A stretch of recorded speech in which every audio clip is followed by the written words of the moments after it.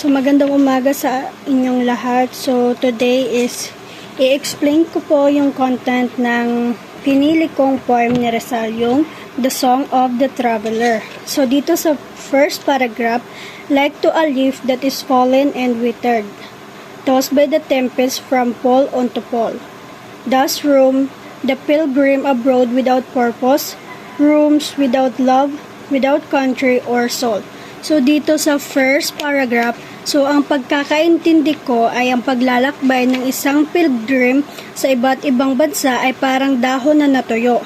Dahil kung walang buhay at pagmamahal sa iyong pupuntahan, ay wala rin itong patutunguhan o direksyon.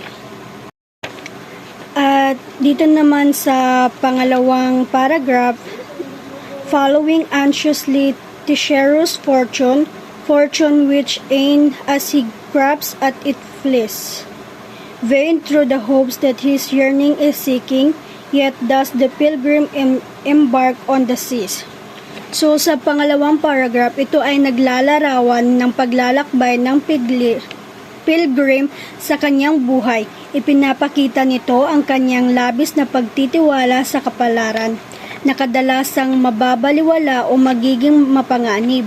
Kahit anong gawin niya upang abutin ito, parang bula na agad itong umaalis sa kanyang pagkahawak. Sa kabila ng mga pagsubok at pangungulila na dulot ng walang kasiguraduhan na hinahanap niya, patuloy pa rin ang pilgrim sa kanyang paglalakbay na simbolisado ng paglalakbay sa karagatan. Ito ay nagpapahiwatig ng kahulugan sa pagtitiis at pagtuloy ng pagtahak sa landas ng buhay. Kahit na alam niyang ang mga pangarap ay maaaring hindi matupad at ang tagumpay ay hindi tiyak. So dito sa pangatlo, ever impelled by the invisible power destined to roam from the east to the west, oft he remembers the faces of loved ones. Dream of the day when he too was at rest. So dito naman sa pangatlong paragraph, ang pagkakaintindi ko po ay kahit saan man siya mapunta ay naiisip niya pa rin ang mga mahal niya sa buhay, lalo na pag siya ay nagpapahinga. So dito sa pang-apat, chance may assign him a tomb on the desert, grant him a final asylum of peace, soon by the world and his country forgotten. God rest his soul when his wandering cess. Ang paragraph na ito ay naglalarawan sa posibleng pagtatapos ng paglalakbay ng pilgrim. Pinapakita dito na kahit na anong pagkakataon, maaring matagpuan niya ang huling pahingahan sa ilang, nasa isang lugar ng katahimikan at kapayapaan. Ngunit sa huli, kapag siya'y nasa huling pagtigil, maaring kalimutan siya ng mundo at ang kanyang bayan. Gayunpaman, itinatamasan niya ang kanyang pagpapahinga at umaasa na magkaroon siya ng kapayapaan sa kanyang kaluluwa. Ito ay nagpapahayag ng pagkakaroon ng pagwakas na paghahanap at katahimikan at pagpapahinga matapos ang mahabang paglalakbay sa buhay. So dito naman sa panglima, often the sorrow pilgrim is invited, circling the globe like a seagull above. A little they know what a world saddens his soul by the absence of love. So sa paragraph na ito ay naglalarawan ng isang tao na naglalakbay sa buhay na mayroong malalim na kalungkutan at pangungulila sa pag-ibig. Ang pagiging isang sorrow pilgrim ay inilalarawan bilang isang tao na may lungkot at hinahanap ang pagmamahal habang naglalakbay sa mundo. At ang paragraph ay nagpapahiwatig na pagiging hindi nakikilala ang tunay na kalungkutan at lungkot ng taong ito sa kanyang paglalakbay. So sa pang-anim, home may the pilgrim return in the future. Back to his loved ones, his footstep he bends. Not will he find but snow in the ruins, ashes of love and the tomb of his friend. So sa pang-anim na paragraph, ito ay naglalarawan ng isang taong naglalakbay at umaasang makabalik sa kanyang tahanan.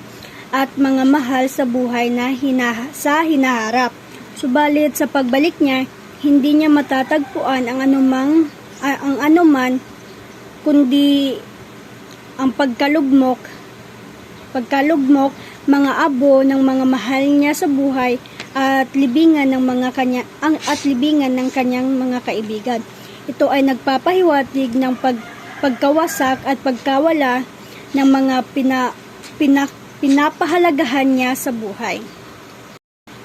Pangpito, Pilgrim, be gone, nor return more hereafter. Stranger, thou art in the land of thy birth.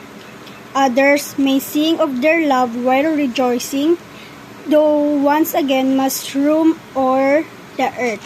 So, sa number 7, ang paragraph na ito ay nagpapahiwatig ng isang uri ng pagtanggi o pagtakwil sa pag-uwi ng pilgrim sa kanyang tahanan.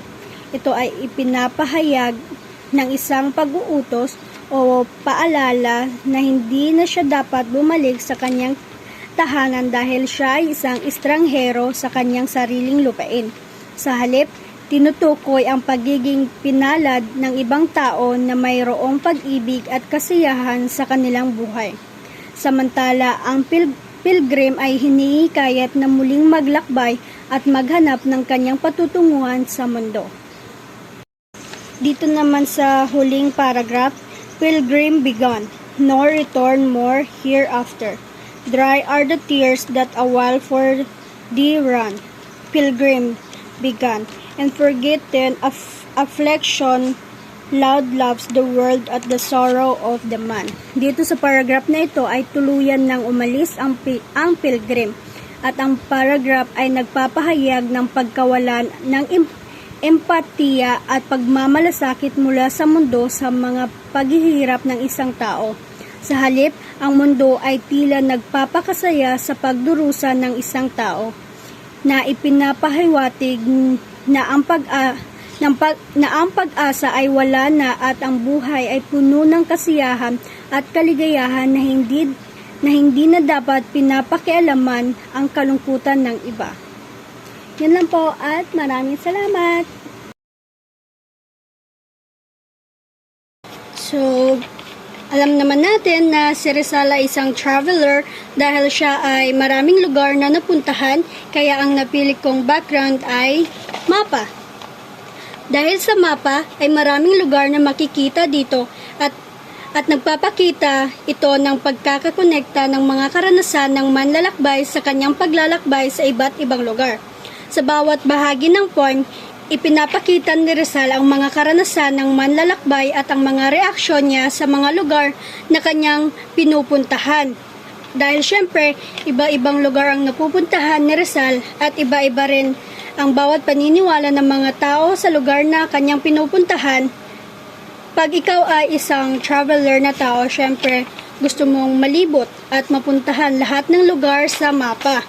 At kailangan mo ito habang ikaw ay naglalakbay upang hindi ka mawala sa iyong pupuntahan. Kaya napili kong background ay mapa. Yan lang po.